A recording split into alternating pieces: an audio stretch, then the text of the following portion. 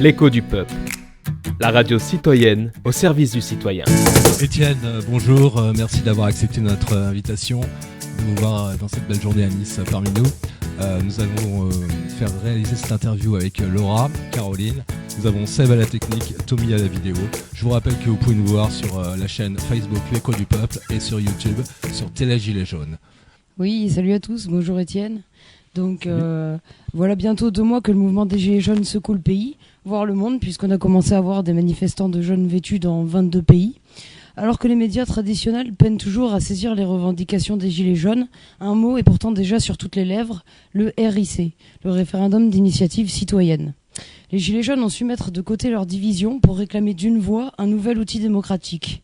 J'imagine que comme moi, tu es émerveillé de voir une grogne sur les taxes muée en révolution citoyenne, puisque tu y travailles depuis des années déjà. Peux-tu expliquer en quelques mots à nos éditeurs en quoi consiste ce fameux RIC ? RIC, ça veut dire référendum d'initiative citoyenne. Référendum, ça veut dire que le peuple est invité à voter, à donner son opinion. Ce qui est très différent de l'habitude où nous ne sommes invités qu'à élire.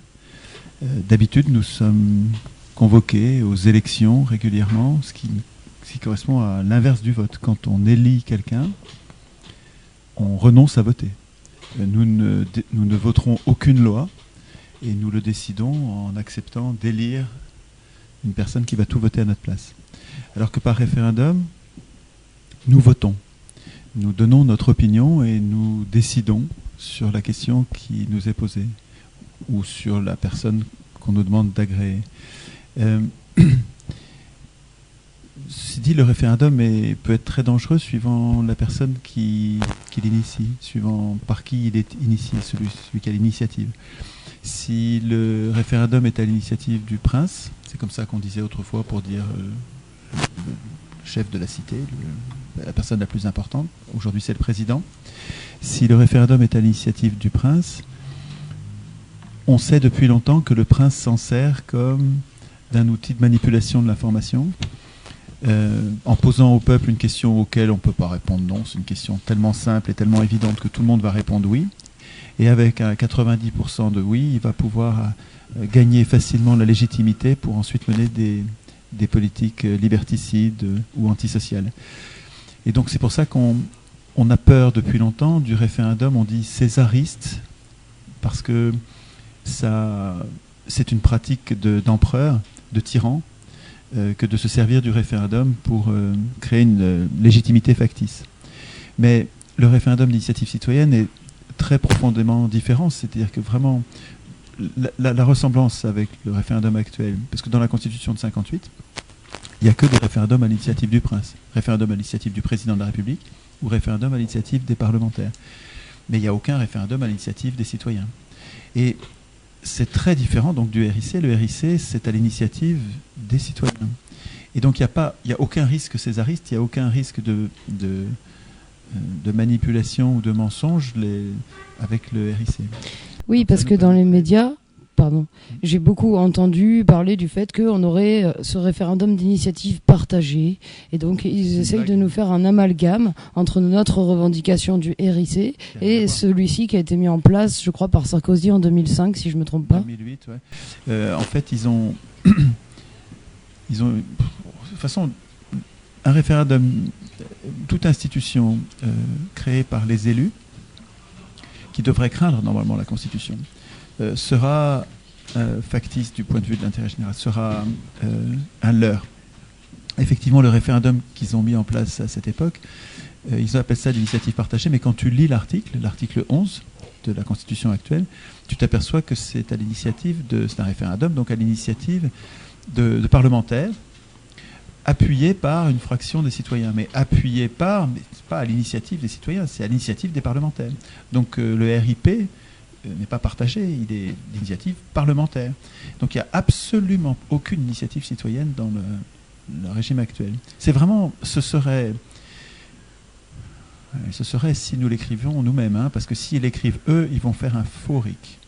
Parce qu'ils ont un intérêt personnel très contraire à l'intérêt général, les élus, en cette matière. en cette occurrence, l'écriture de la Constitution, les parlementaires et les présidents et les ministres ont un intérêt contraire à l'intérêt général. Ils ont intérêt à protéger leur puissance de parlementaires, de présidents, et à instituer notre impuissance populaire. Alors, est-ce que tu peux nous faire un petit peu finalement la différence qu'il y a entre les représentés et les représentants, ou plutôt les représentants et les représentés? Alors, c'est vraiment une distinction essentielle, fondatrice. C'est-à-dire qu'au moment d'instituer une société, les humains qui étaient auparavant une multitude et qui décident de faire un peuple en élaborant un contrat social, la Constitution, on peut voir ça comme un contrat social, n'ont pas encore de représentants. Ils sont des aspirants à la représentation, parce que quand on est nombreux, on a besoin de représentants. On en a besoin, mais en même temps, on les craint. C'est-à-dire qu'à la fois, on en a besoin pour qu'ils écrivent des règles qui nous protègent contre la loi du plus fort. Donc, c'est des règles qui instituent des organes plus forts que les plus forts d'entre nous, de façon à protéger tout le monde contre les plus forts. Donc, on a besoin de représentants pour établir ces règles, parce que quand on est des millions, on ne peut pas tous produire ces règles. On a besoin de représentants, mais en même temps, comme on sait qu'on les craint, qu'ils peuvent abuser de leur pouvoir, qu'ils peuvent se corrompre et se mettre à nous oppresser au lieu de nous servir, on met au-dessus d'eux un texte supérieur qui s'appelle la Constitution et qui va les limiter. Mais ce contrat social qu'est la Constitution, il fait naître les représentants. Il n'est pas signé par les représentants. Quand nous signons la Constitution, il n'y a pas encore de représentants. C'est la Constitution, bien pensée, ça devrait être, et ce n'est pas le cas aujourd'hui, mais ça devrait être un contrat entre les représentés, c'est-à-dire les simples citoyens qui ne sont pas au pouvoir, qui ne sont pas les politiciens, et ce texte devrait faire émerger des représentants, mais qui ne seraient pas partis au contrat. C'est-à-dire qu'il faudrait pas que il faudrait éviter à tout prix que les parlementaires, les ministres, enfin tous les organes issus de la Constitution puissent toucher une virgule à la Constitution. La Constitution devrait leur être complètement inaccessible. C'est tout à fait fondateur, ça. Et ce que montrent les Gilets jaunes, et c'est tout à fait historique de ce point de vue, historique et exemplaire, les Gilets jaunes font ce que nous devrions tous faire. Ils arrivent sur les ronds-points, ils sortent de chez eux excédés par une pression fiscale insensée, des revenus affreusement bas. C'est des gens, il y a beaucoup de gens qui gagnent vraiment à peine de quoi vivre, donc c'est vraiment révoltant. Ils sortent de chez eux avec, il l'explique, une espèce de honte d'être pauvre. Et puis quand ils s'aperçoivent dehors qu'en fait ils sont très nombreux, la honte se transforme en colère. Ils se mettent à réfléchir aux causes de leur misère. Et ils s'aperçoivent que, en fait, ils pourraient. Alors, au début, ils ont des revendications législatives. Donc, il nous faudrait moins d'impôts, il nous faudrait plus de salaires, il nous faudrait plus de services publics. Et puis, dans leurs revendications se trouve une institution très particulière, qui est le RIC, qui justement leur permettrait de devenir le souverain, de devenir ce qu'ils ne sont pas, ce que nous ne sommes pas. Et ils interrogent donc les règles de la représentation en disant mais là, pour l'instant, c'est vous qui écrivez toutes les lois. Pour l'instant, nous en sommes à revendiquer, à demander de meilleures lois. Mais ils réfléchissent et ils se disent, mais attends, et si c'est nous qui écrivions les lois plutôt que eux? Et si nous avions un contrôle qui permettrait de dire, mais ces lois sont mauvaises, abrogez-les, ou bien cette loi nous manque, écrivons-la, ou bien ce représentant nous trahit, révoquons-le, ou bien la Constitution est mal pensée, il faut la modifier, modifions-la. Et si de notre propre initiative, nous pouvions faire toutes ces modifications. Et s'apercevant de ça, ils sont en train de le faire. Ils font des ateliers constituants partout. Et c'est tout à fait remarquable. Et surtout, sur vraiment, l'exemple des ronds-points pour le rapport entre représentants et représentés est tout à fait parlant. Quand ils arrivent, les Gilets jaunes, excédés, ils arrivent sur les ronds-points, ils sont dégoûtés des politiciens. Ils en ont marre d'être trahis depuis tant de décennies. C'est même pas des années, c'est des décennies qui sont trahis. Ils veulent pas de représentants. Et ça, c'est un très bon point de départ de processus constituant. Parce que ils vont pas élire tout de suite des représentants. Ils vont réfléchir à cette élection. Et c'est ça qu'ils sont en train de faire. Et ils réfléchissent aux règles, j'appelle ça les règles de la représentation. Ils réfléchissent au mandat. Il y a 4 points. Comment on les désigne? Est-ce qu'on les élit ou est-ce qu'on les tire au sort? Est-ce qu'on fait une rotation automatique? Quel mandat on leur donne? Est-ce que les gens qu'on désigne sur les ronds-points pour nous représenter, parce qu'on est une centaine c'est trop pour discuter, Donc il faut qu'on en désigne 2 ou 3 parmi nous. Quel mandat on leur donne? Est-ce qu'ils vont tout décider à notre place sur le rond-point? Ou est-ce qu'ils vont nous préparer les décisions à prendre? Ils vont revenir sur le rond-point pour qu'on les vote? C'est un mandat très différent, ça n'a rien à voir comme un mandat de représentant. Et ce faisant, il se pose des questions que nous devrions tous nous poser. Il nous donne, c'est comme un exemple qu'il donne pour l'ensemble de la société. Ils réfléchissent aussi aux règles du contrôle des représentants. Ils n'ont pas encore de représentants, hein, mais ils réfléchissent aux règles des représentants. Comment on va faire pour les surveiller? Vous avez vu, ils ont imaginé de mettre un téléphone dans tous les lieux de négociation avec un live sur Facebook pour surveiller la façon dont les représentants sont en train de les représenter. Et puis, dernier point, ils écrivent les règles pour les contrôler. On verra ça tout à l'heure en atelier constituant, vous verrez. Mais ce faisant, les gilets jaunes représentés, aspirant à la représentation, mais écrivant les règles de la représentation avant de désigner des représentants, donne l'exemple à toute la société. Parce que ça va donner des représentants dont nous n'avons rien à craindre. Des représentants sous contrôle citoyen permanent. Donc l'intérêt général, finalement, c'est la démocratie directe. Tu as une deuxième question, je pense, qui pourrait nous permettre... Oui, donc en effet, on se rend compte que sur les ronds-points, les gens ont compris qu'il faut être en mesure de mettre en place des contre-pouvoirs pour pouvoir décider eux-mêmes des lois qui vont régir notre vie en société. Donc on passe du stade législatif, comme tu disais, au stade constituant. Mais moi, ce que j'ai remarqué, c'est que beaucoup de gilets jaunes se disent apolitiques. Pourtant, voilà 2 mois que j'ai le sentiment de faire que ça, de la politique sur les ronds-points. Donc je me rends compte que pour la plupart des gens, ce mot politique, c'est presque devenu un gros mot. Et je me suis dit, mais lorsqu'ils se disent apolitiques, est-ce qu'ils ne sont pas en réalité apartisans? Tout à fait. En fait, ils sont contre les politiciens. Et il faudra un moment pour qu'ils s'habituent à l'idée que ce qu'ils font est extraordinairement politique au meilleur sens du terme. En fait, l'homme est un animal politique. Les hommes aspirent à faire de la politique. Mais faire de la politique, ça veut dire s'occuper du bien commun. Ça veut dire s'occuper des meilleures décisions à prendre dans la société. Et ça, c'est beau. C'est complètement corrompu par les politiciens qui ont fait de la politique leur métier. Mais l'idée démocratique, l'idéal démocratique, un des piliers fondateurs du projet démocratique, c'est d'empêcher la professionnalisation de la politique par une rotation des charges, avec des mandats courts et non renouvelables, et une procédure phare, une procédure qui est la seule procédure démocratique en fait qui permet cette rotation des charges, qui est le tirage au sort. L'élection interdit, gêne, mais même, c'est plus que gêne, c'est interdit la rotation des charges. Avec l'élection, on obtient une stabilisation du personnel politique qui fait que c'est toujours les mêmes qui vont être élus. Donc avec l'élection, on empêche quasiment la rotation des charges. Et donc avec l'élection, on aboutit à la professionnalisation de la politique. Alors qu'avec le tirage au sort, on obtient mécaniquement si vous choisissez le tirage au sort et le contrôle des tirés au sort par d'autres tirés au sort, il faut faire attention au contrôle bien sûr, si vous choisissez le tirage au sort, vous allez avoir mécaniquement une rotation des charges. Vous allez avoir une bonne représentation. Vous allez avoir la moitié de femmes, par exemple. Si vous prenez une assemblée de 1000 personnes, vous tirez au sort parmi les citoyens, vous allez avoir mécaniquement la moitié de femmes, sans avoir besoin de donner plus de consignes que simplement on va tirer au sort.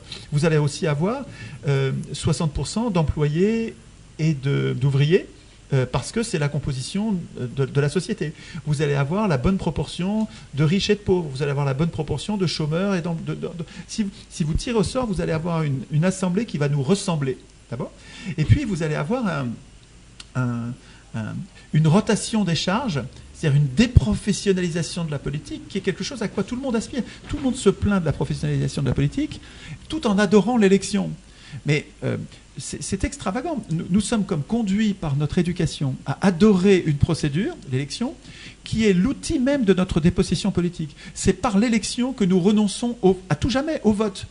Quand on accepte d'élire, on accepte de ne plus jamais voter. Mais c'est parce que c'est pas bêtement ou c'est pas méchamment, c'est juste parce qu'on nous a jamais présenté d'alternative. Nous avons appris ça à l'école, puis à l'école on élisait nos délégués de classe, et puis dans les livres et dans les livres d'histoire, dans les journaux, à la télé, nos parents nous ont toujours dit la démocratie c'est l'élection c'est la démocratie, et à force de l'entendre partout, bien sûr, enfant on devient adulte et on y croit. Et c'est pas mal, enfin on peut pas nous en faire reproche, simplement c'est une erreur. C'est une erreur profonde. Et quand on analyse cette erreur et qu'on s'aperçoit que l'élection est antidémocratique et qu'en fait la seule procédure démocratique c'est le tirage au sort, et que contre les peurs que ça, on a peur de tirer au sort un affreux ou un imbécile, et bien il y a des tas d'institutions complémentaires qui permettent d'équilibrer, de corriger ces défauts naturels du tirage au sort pour que ces défauts disparaissent. Quand vous tirez au sort 100 personnes, vous n'allez pas avoir 100 idiots ou 100 malfrats. Vous allez avoir quelques-uns, mais vous allez avoir une société une assemblée qui va nous ressembler. Et donc, alors qu'actuellement, on voit qu'avec l'élection, les assemblées se sont constituées de riches. Oui. Exactement. On sélectionne finalement le pire en élisant. Oui, et on nous a fait croire, donc pour résumer ta pensée, on nous a fait croire qu'on était des citoyens détenteurs du droit de vote, alors qu'en réalité, voilà, on est des électeurs, on ne vote pas, on élit. Et ça, c'est un gros problème. Et pour ajouter ça, si on regarde un peu l'histoire, Aristote jusqu'à Rousseau reconnaissaient le tirage au sort, je crois. Comme la procédure démocratique, oui. Tout à fait. Tous les penseurs, depuis l'Antiquité grecque jusqu'à la Révolution française, jusqu'au XIXe siècle, écrivaient que la seule procédure démocratique, c'est le tirage au sort, et que l'élection est une procédure aristocratique, au moins oligarchique, qui donne le pouvoir à un petit nombre. D'ailleurs, pas toujours les meilleurs. Elle consiste, par principe, l'élection consiste à choisir le meilleur. Alors, c'est pour ça qu'on parle de procédure aristocratique, puisque Aristote, ça veut dire le meilleur. Mais en fait, à l'expérience, on s'aperçoit que ce ne sont pas les meilleurs qui sont élus. Ceux qui sont élus, c'est ceux qui sont le plus aidés par les riches. Parce que l'élection que nous utilisons, c'est l'élection parmi des candidats qu'on peut aider. Puisqu'on peut aider les candidats, c'est facile d'imaginer que ceux qui ont le plus moyen d'aider, c'est-à-dire les plus riches, qui peuvent acheter tous les journaux, qui peuvent acheter les télés, puis qui peuvent faire repasser sans arrêt leurs candidats à la télé et dans les journaux avec des interviews qui sont flatteuses, avec des questions qui sont toujours faciles à traiter, en dressant un portrait flatteur de leurs élus, les riches arrivent toujours à faire, grâce à l'élection, arrivent à faire parvenir au pouvoir leurs serviteurs et ensuite voter les lois des riches, ça donne le capitalisme. Donc c'est l'élection parmi des candidats qu'on peut aider, qui est, de mon point de vue, donc je ne suis pas du tout d'accord avec les marxistes de ce point de vue, qui m'en veulent d'ailleurs, parce qu'ils disent non, c'est une erreur complète de penser que le capitalisme vient du droit. Pour eux, pour les marxistes, le capitalisme, ça vient de rapports économiques, et que ce sont ces rapports économiques qui produisent le droit.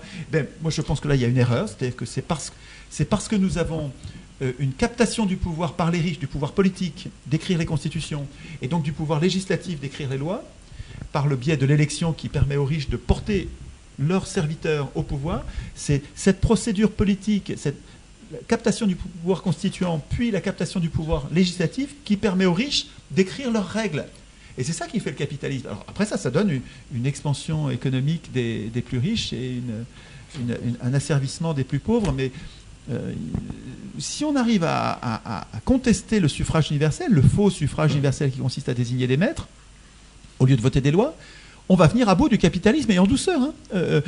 Les sociétés par action, les actionnaires vont disparaître. Si le peuple reprend le pouvoir, on va se débarrasser des actionnaires, on va se débarrasser des banques privées, on va se débarrasser de tous nos immenses parasites, des parasites mais gigantiques qui nous volent par centaines de milliards par an. On va rebondir sur un sujet qui est très récurrent, un sujet qui nous empêche de faire bien des choses. On va parler de la dette. Laura, tu as une question? Alors, bonjour Étienne. Salut Laura. Nous, ce qu'on entend souvent sur les ronds-points, etc., parmi les gilets jaunes, c'est que ça ne les dérange pas de payer des impôts. Par contre, ce qui les dérange, c'est qu'il n'y ait aucune transparence sur l'utilisation de leurs impôts. Donc, est-ce qu'aujourd'hui, il y a vraiment une transparence sur les dépenses de l'État? Dans quelle mesure? Et en théorie, la Cour des comptes s'occupe de rendre publics les comptes de l'État, mais qu'en est-il dans la pratique? Il y a les comptes, les lois de finances ne sont pas secrètes, mais nous n'avons aucun moyen de protester quand l'usage des impôts est mauvais. L'usage le plus scandaleux de nos impôts est sûrement l'intérêt de la dette. On appelle ça le service de la dette. Depuis 40 ans, tous les budgets de la France sont en déséquilibre. Ça a commencé en 1974. Tous les budgets, depuis 1974, sont déséquilibrés, c'est-à-dire qui sont en déficit. Nous dépensons plus que nous ne recevons. L'État dépense plus qu'il ne reçoit en impôts. Ce qui fait qu'il a besoin d'argent. Puisqu'il dépense plus, il a besoin d'argent. Normalement, il devrait pouvoir créer la monnaie qui lui manque. Un État digne de ce nom n'emprunte pas la monnaie dont il a besoin, il la crée. Et il se trouve que depuis l'ère Pompidou, qui était déjà un ancien de Rothschild, là on a avec Macron un nouveau président ancien de Rothschild, et je pense que ça n'a rien à voir avec une coïncidence, c'est très lié. On va nous faire croire qu'on est complotiste, c'est-à-dire qu'on verrait des complots partout, c'est-à-dire qu'on serait paranoïaque, mais c'est une véritable insulte à l'esprit critique de parler de complotisme quand on fait simplement le rapprochement entre le fait qu'un banquier parvenu au pouvoir sert les intérêts de ses amis banquiers en disant à partir de maintenant, l'État va emprunter auprès des banques au lieu de créer la monnaie et donc va payer aux banques un intérêt. L'État va payer avec nos impôts à partir de 1974 va payer un intérêt aux banques alors que c'est non nécessaire et que c'est ruineux. Aujourd'hui, on est à un niveau d'endettement qui est tout à fait extravagant, qui est totalement ruineux. On paye quelque chose comme 50 milliards par an non nécessaire. Non nécessaire, c'est-à-dire que c'est une dinguerie cette histoire, et c'est une construction politique. Je représente ce piège, mais qui est un piège construit, qui est un coup d'État, c'est une haute trahison. Je le représente par une pince, en fait une double pince. Les gens qui ont asservi l'État de cette façon, donc à partir de Pompidou, ont procédé avec deux techniques. La première technique, c'est d'interdire à l'État de créer lui-même la monnaie, d'emprunter auprès de sa banque centrale, c'est-à-dire de créer de la monnaie pour lui gratuitement, sans intérêt. Donc les plus hauts fonctionnaires, Abraire au début, donc les premiers secrétaires au Trésor, ont interdit à l'État d'emprunter auprès de la banque centrale et ont obligé l'État, alors qu'il n'y avait même pas de loi encore, c'était avant la loi de 73, et ont obligé l'État à emprunter auprès des marchés financiers, donc moyennant un intérêt non nécessaire, mais ils étaient aux manettes, ils ont eu le moyen de le faire, ils l'ont fait.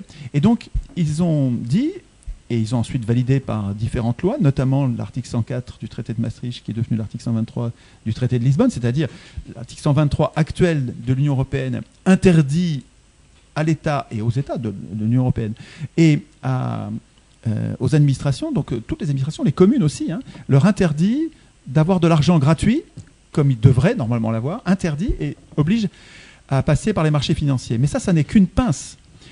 L'État ne peut plus créer la monnaie dont il a besoin.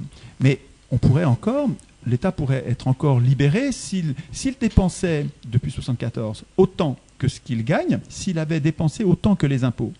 Il n'aurait pas eu besoin d'argent, et donc il n'aurait pas été gêné par cette interdiction de créer l'argent. Ce qui s'est passé, c'est que la deuxième pince, c'est de voter des budgets en déséquilibre, en créant donc un besoin d'argent.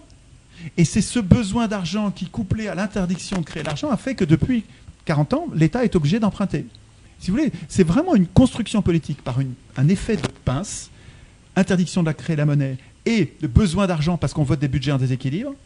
C'est cette double pince qui crée un étranglement de l'État. C'est-à-dire que la puissance publique se retrouve affamée financièrement par une politique, mais c'est volontaire. Enfin, je veux dire, c'est les gens qui se disent responsables, c'est les gens qui se disent les plus compétents, mais c'est une blague. Ces gens-là ont voté des budgets en déséquilibre depuis 40 ans. Ils ne sont pas compétents du tout. Soit ils sont incompétents, soit c'est des traîtres. Mais il n'y a pas autre chose. Je veux dire, c'est pas une erreur bénigne. Ces gens-là nous ruinent littéralement. Donc la dette, c'est une construction politique. C'est pas du tout un accident. Et c'est pas le fait. Ça n'a jamais été l'augmentation des dépenses de l'État. Depuis 30 ans, les dépenses de l'État sont stables, grosso modo, en proportion du PIB. Les dépenses de l'État sont les mêmes. Ce qui augmente, c'est ce qui baisse, c'est les recettes, et donc c'est les impôts. Et je ne crois pas que vous ayez vu vos impôts baisser. Donc ce n'est pas les impôts des pauvres qui baissent, c'est les impôts des riches. Ça s'appelle des niches fiscales. Et depuis des années, c'est la disparition progressive des impôts des riches qui crée ce déséquilibre, qui fait ce besoin d'argent, qui fait ces budgets en déséquilibre. Donc, on nous présente aujourd'hui la dette comme le prétexte pour nous imposer une austérité parce que nous aurions été dépensiers, parce que nous aurions vécu au-dessus de nos moyens. Mais c'est une blague, c'est pas ça qui s'est passé. Les acteurs politiques, les élus, les présidents et les parlementaires qui ont été élus par les riches, qui avaient acheté les journaux pour ça, pour les faire élire, et qui demandent comme un retour d'ascenseur, se sont fait baisser leurs impôts. Et aujourd'hui, les plus riches ne payent pas d'impôts du tout. Mais c'est ça qui est scandaleux. Et qui, je veux dire, plutôt qu'aller réaugmenter les impôts des pauvres ou diminuer les services publics, affamer les services publics, on ferait mieux d'aller réimposer les riches comme ils l'étaient auparavant. Donc la dette, c'est vraiment un sujet sur lequel il faut réfléchir aux causes pour comprendre que ceux qui nous donnent des leçons et qui s'appuient sur la dette pour nous imposer une austérité scandaleuse, ces gens-là devraient être inculpés pour haute trahison, on devrait les foutre à la porte et en mettre d'autres à la place. Hein. Le problème, c'est que nous n'avons pas le moyen de le faire. D'où l'intérêt d'un RIC révocatoire pour les foutre dehors une bonne fois pour toutes. Alors du coup, on peut se poser la question de la légitimité de la dette. Dans le livre Manifeste pour que l'argent serve au lieu d'asservir, on apprend qu'entre 1994 et 2013, sur les 1150 milliards d'augmentation de la dette publique, il y a 815 milliards qui correspondent seulement aux intérêts payés. Donc ça profite évidemment aux banques privées, alors que dans la plupart des pays, la Banque centrale peut financer l'État, donc sans intérêt, comme au Japon ou aux États-Unis. Donc le fait que la création de la monnaie, elle ne soit pas du ressort de la puissance publique, est-ce que ça rend la dette française, en partie en tout cas, illégitime ? Il y a certainement une grande partie de la dette qui est illégitime, c'est-à-dire que ceux qui ont intrigué auprès des gouvernements pour obtenir le fait que l'État emprunte de plus en plus et donc paye de plus en plus d'intérêts auprès de ces intrigants, ces gens-là méritent de voir répudier la dette, simplement. Alors il faut faire attention parce que c'est pas toute la dette qu'on peut répudier. Il y a des tas de gens, des petites gens, qui ont prêté à l'État en plaçant auprès de l'État, en achetant des bons du Trésor, parce que les bons du Trésor, c'est sûr, on ne prend pas de risque, on est sûr que l'État français remboursera. Et il y a des tas de gens qui, pour leur retraite, ont mis de l'argent de côté pendant toute leur vie pour se mettre à l'abri des temps mauvais ou de la difficulté. Et ces gens-là ne méritent pas de voir leur dette répudiée. Donc il faudra, ces gens-là, bien sûr, les rembourser. Mais donc il faut distinguer, suivant les cas. Les grands intrigants, les grands voleurs, les bandits qui ont conduit l'État à s'endetter au dernier degré pour qu'on leur paye à eux les intérêts ou à leurs amis, ces gens-là doivent voir la dette répudiée. Et les petites gens qui ont prêté leur argent à l'État pour le mettre de côté, eux doivent voir leur dette respectée. Et donc il faut faire ce qu'on appelle un audit de la dette. Il faut que vous connaissiez le site CADTM, qui est le meilleur, de très loin le tout meilleur site du pays pour comprendre les mécanismes d'endettement et les mécanismes de libération de la dette. Éric Toussaint, Olivier Bonfons sont vraiment j'en oublie, sont vraiment des intellectuels, des auteurs, des chercheurs, des journalistes, des lanceurs d'alerte, tout à fait remarquables. CADTM, c'est un site magnifique. Moi, je le consulte tous les jours. Hein. C'est truffé d'enquêtes de fond remarquables. C'est un site qui au début, s'est spécialisé sur la dette du tiers-monde, parce que ce que nous vivons aujourd'hui a été testé, donc le mécanisme d'endettement pour opprimer les gens, pour en faire des esclaves par la dette. Pour ça, c'est une vieille affaire. Hein. L'humanité, c'est l'histoire de l'humanité, c'est l'histoire de l'esclavage par la dette. Et l'histoire de l'humanité, c'est aussi l'histoire du massacre des prêteurs, du massacre des banquiers par les peuples qui tuent les banquiers avant de crever eux-mêmes. Ou en tout cas qui les foutent dehors à coups de pompe dans le derrière, parce que ça suffit. On va pas payer, parce que si on paye, on crève. Et il y a un moment, mais régulièrement dans l'histoire des hommes, les humains ont foutu dehors les créanciers à coups de pompe dans le derrière, dans le meilleur des cas. Ils les ont massacrés dans la plupart des cas. Il faut lire Dette 5000 ans d'histoire de Grébert, qui est sorti en poche, donc ça coûte 3 francs 6 sous. Et c'est un de mes meilleurs livres, je veux dire... Je sais pas, sur 3000 livres, c'est un des 10 meilleurs, quoi. Hein. C'est Dette 5000 ans d'histoire. Vous avez une histoire de l'humanité, vous avez une histoire de la dette, et vous avez une histoire de la monnaie, avec toutes les alternatives qui vont vous venir à l'esprit en lisant ce livre. C'est remarquable. On va parler d'un sujet essentiel, c'est l'Europe. L'Europe, la souveraineté de la France. C'est Laura qui enchaîne. Alors justement, le peuple aujourd'hui veut récupérer la souveraineté. Mais on peut se poser la question de savoir si les traités européens priment sur la Constitution française. Et du coup, est-ce que le RIC suffira à mettre en place les décisions du peuple français sans sortir de l'Europe ? Ou de l'Union européenne, plutôt. Ou de l'Union européenne. Ça dépend du RIC. Si on laisse les élus, les présidents et les parlementaires écrire le RIC que nous leur demandons, on aura un faux RIC. Et je vous fiche mon billet que ce sera un référendum dans lequel nous ne pourrons pas avoir des initiatives en matière fiscale, en matière de traités, et dans tous les sujets importants, le RIC sera bordé, entre guillemets, c'est-à-dire qu'il y aura des garde-fous, les fous c'est nous. Par contre, si c'est nous qui l'écrivons, il sera en toute matière, et il n'y aura pas de rempart oligarchique qui nous empêchera d'avoir la totalité de notre souveraineté. Et donc, si c'est nous qui écrivons le RIC et qui l'imposons, il faut être plus nombreux que ce qu'on est pour l'instant. Hein. On est de plus en plus nombreux, c'est tout à fait spectaculaire et c'est historique, mais c'est pas fini. Il faut que le mouvement continue à grandir pour que nous devenions, une fois largement majoritaires, que nous devions légitimes à instituer nous-mêmes ce RIC et tout, d'ailleurs le reste, hein, sur les médias, sur la banque, etc., pour que ça advienne. Est-ce que par RIC, ensuite, on pourra sortir de l'Union européenne? Évidemment. Et d'ailleurs, ce sera bien plus facile qu'avec l'article 50. Je comprends ceux qui défendent l'article 50 parce que ça permet de respecter la légalité, ça permet de faire les choses comme en douceur, entre guillemets. Mais on voit avec les Anglais que c'est pas si en douceur que ça. C'est-à-dire qu'en fait, c'est même très difficile. Les institutions européennes qui sont oligarchiques, hors contrôle, antisociales, qui sont vraiment des ennemis du peuple, hein. Ces gens-là font payer cher aux Anglais leur volonté de s'échapper, de s'émanciper. Et donc l'article 50 fait durer le martyre, alors qu'on pourrait tout aussi bien... Bon, c'est vrai qu'on serait moins légaliste, hein, ce serait plus des mœurs de brigands, mais on pourrait très bien dénoncer les traités en disant nous on se barre quoi. Hein. C'est-à-dire que par référendum d'initiative citoyenne, on dit écoutez, vous faites ce que vous voulez, mais nous on n'est plus dans votre système, voilà, du jour au lendemain, absolument, oui, tout à fait. À mon avis, il faudra en parler entre nous avant et obtenir par référendum avant la certitude que le peuple est prêt à faire les efforts, parce que ça va pas être facile, il va y avoir peut-être 10 ans pendant lesquels les autres vont nous faire payer cher cette émancipation. Il va falloir faire des efforts, notamment sur l'import-export, sur les produits qui pourront rentrer, et le nombre de produits que nous pourrons nous payer. Probablement, ce sera plus difficile qu'aujourd'hui. Mais si le peuple est prêt à faire ces efforts et que par référendum, il dit maintenant on se barre, oui, ça va nous coûter cher, mais c'est ce qu'on veut parce qu'au bout du compte, on va en sortir plus fort et plus souverain.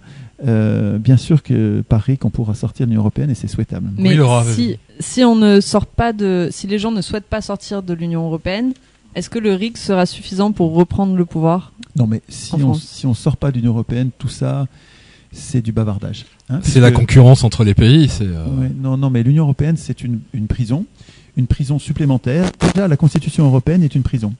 La Constitution française, déjà, est une prison. C'est une prison, au lieu d'être une protection, c'est un texte dans lequel, je l'ai là, c'est un texte dans lequel nous n'existons pas. Dans la Constitution, ce texte-là, que vous devriez tous avoir avec vous, ce qui fait l'objet d'ateliers constituants, vous devriez apprendre à lire ce texte-là. Chez Dalloz. La Constitution de la République française. Mais c'est disponible aussi sur Internet gratuitement. Mais ça n'a pas ce format très pratique qui tient dans la poche. Quand vous l'imprimez, c'est des feuilles A4, c'est beaucoup moins pratique. Là, c'est petit, on peut ne pas s'en séparer. Et l'intérêt, c'est d'apprendre à lire le texte qui institue notre impuissance politique. C'est-à-dire que ce contre quoi vous tempêtez tous les jours en disant mais comment ça se fait qu'on puisse rien faire contre ces élus, ce texte c'est celui-là. Et que vous ignorez, que nous ignorons. C'est-à-dire que, sots que nous sommes, nous ignorons l'outil de notre asservissement politique. Donc, ça vaut le coup de le lire et puis d'écrire dedans. Moi, j'ai plein de trucs écrits dedans avec des alternatives. Je barre ce qui me plaît pas et j'écris ce qu'il faut, ce qui, à mon avis, devrait être écrit à la place. Et ce faisant, je deviens constituant, je deviens un adulte politique. C'est-à-dire, je suis en train de me libérer de la prison. Donc ça, c'est une prison politique.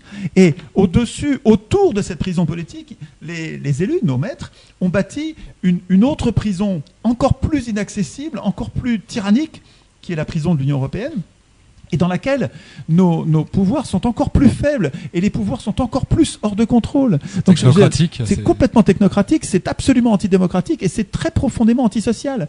Le néolibéralisme, qui est une dinguerie économique, est imposé dans les institutions européennes. C'est-à-dire que c'est une urgence absolue de sortir de ce piège à rats. Mais c'est pas parce que vous sortez de la grande prison Union européenne que vous serez libéré. Il faudra sortir aussi de la prison française.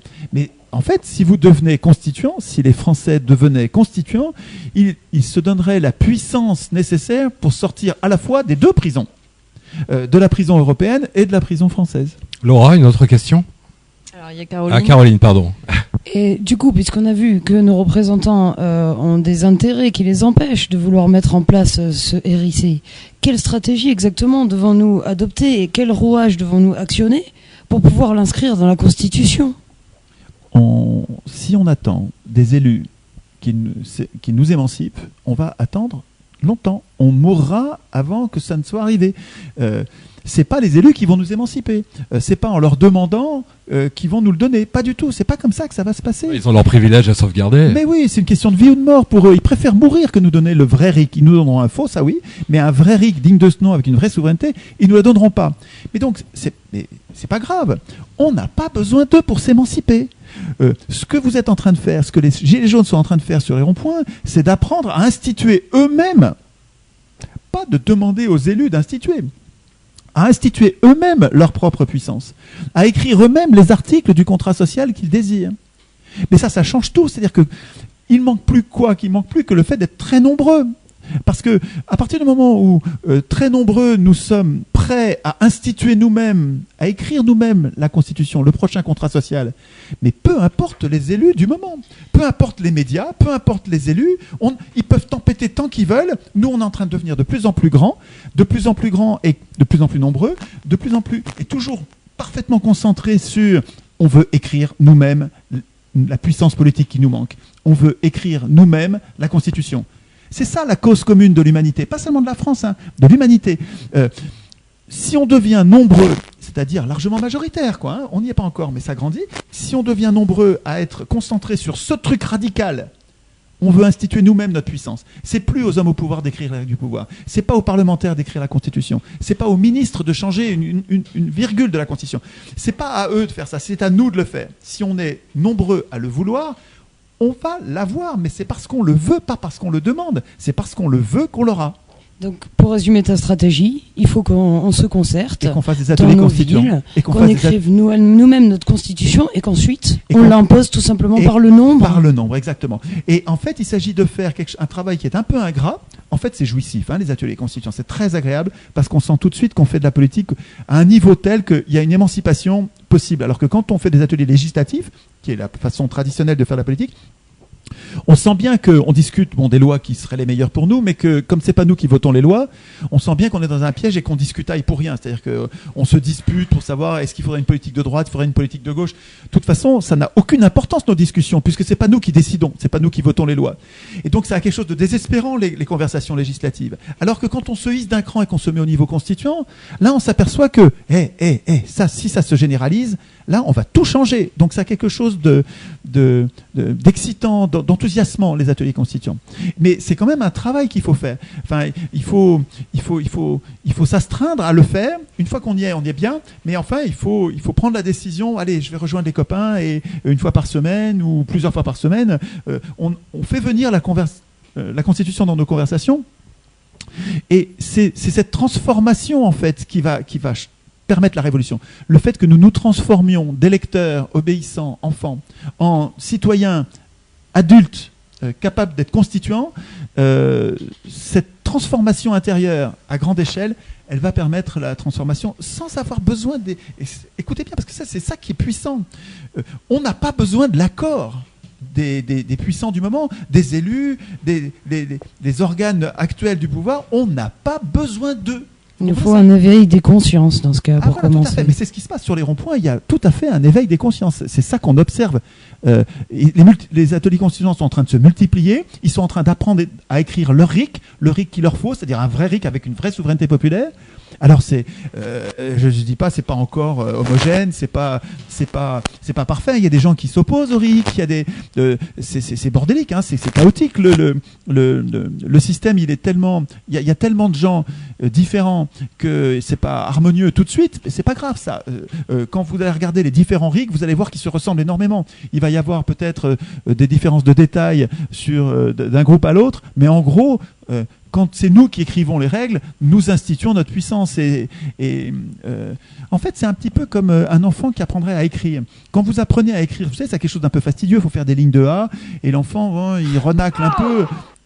Il faut l'obliger à faire des A de mieux en mieux. Il regarde sur son voisin. Tiens, ils sont bien tes A, je vais essayer de les faire. Tiens, quand on fait les ateliers de constitution, c'est pareil. Tiens, il est bien ton article de RIC. Hop, je te prends des morceaux d'articles qui me conviennent.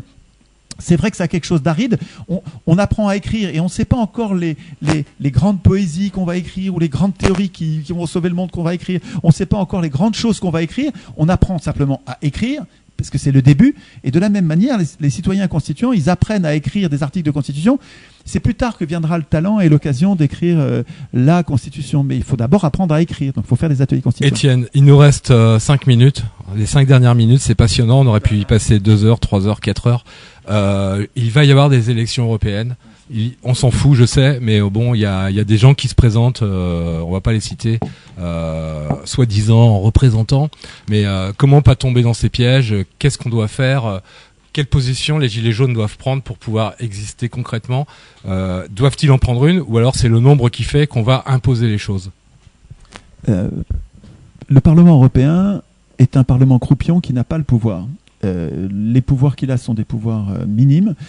Sur tous les sujets essentiels, il n'est pas législateur, mais co-législateur, cornaqué par un conseil qui est en fait un conseil des ministres, c'est-à-dire qu'il est cornaqué par un exécutif. Il y a confusion des pouvoirs absolus. De toute façon, c'est presque 800 personnes, c'est 700 et quelques.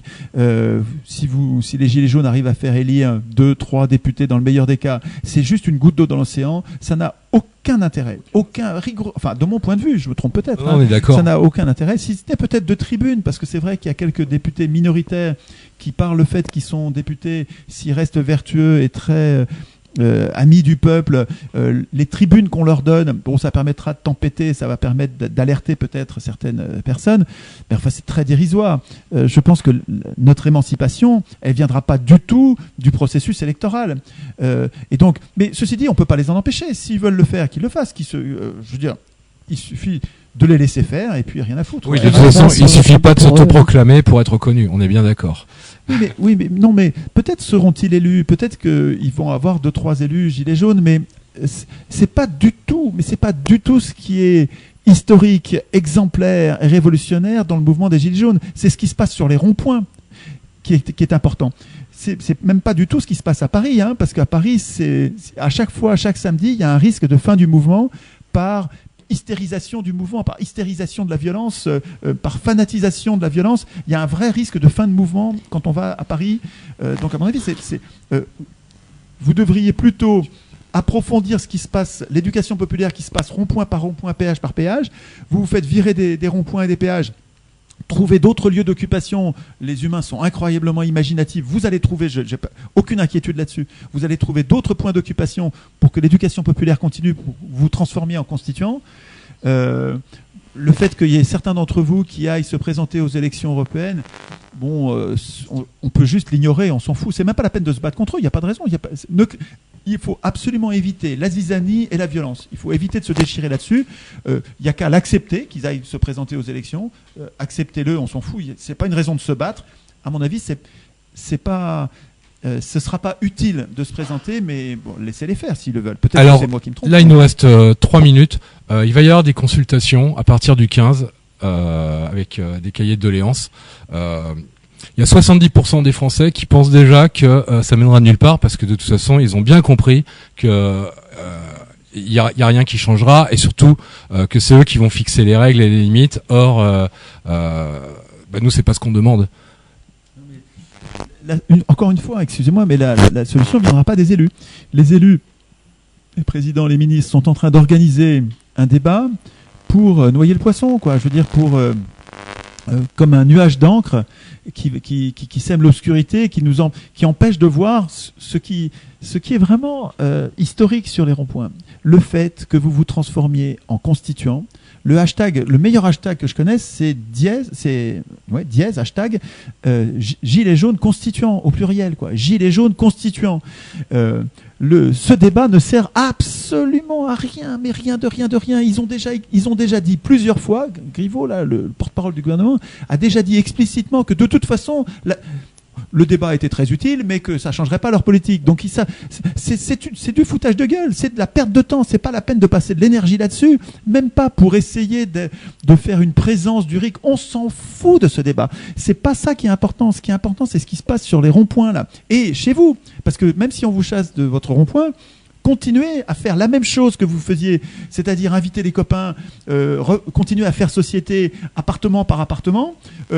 Invitez vos voisins, faites venir vos enfants s'ils ne sont pas encore convaincus, ou vos parents s'ils ne sont pas encore convaincus, nos proches, je veux dire. Convainquez vos proches que ce qui va tout changer, c'est de devenir constituant, c'est-à-dire de devenir capable d'écrire nous-mêmes la puissance qui nous manque. Et ce travail de fond, ce travail de fourmi, c'est lui qui va tout changer. Le débat et les élections, là, on s'en tartine totalement. C'est pas ça qui va nous émanciper. D'accord, bah écoutez, là il nous reste encore 2 minutes, donc une dernière question peut-être. Moi je rappellerai que ce soir, d'ailleurs c'est dans pas très longtemps. Ce soir on va faire des ateliers constituants. Il va y avoir des ateliers constituants. Spécial Gilets jaunes bien sûr. On donne rendez-vous à tout le monde à 17h30 sur le parvis du Mamac. D'ailleurs j'en profite pour remercier le C-Factory qui nous a accueillis. On est en direct du C-Factory. L'émission est bientôt terminée. Merci Étienne Chouard. Merci à vous. Il faut semer des graines et je ferai rien tout seul. C'est collectif ce truc-là, évidemment. C'est à chacun d'entre nous de faire du mieux qu'il peut avec les moyens qu'il a. Bah, la France reste mobilisée. Oui, ça c'est vraiment épatant. C'est très très enthousiasmant. Et comme on dit sur les ronds-points, on lâche rien. On lâche rien. On lâche rien.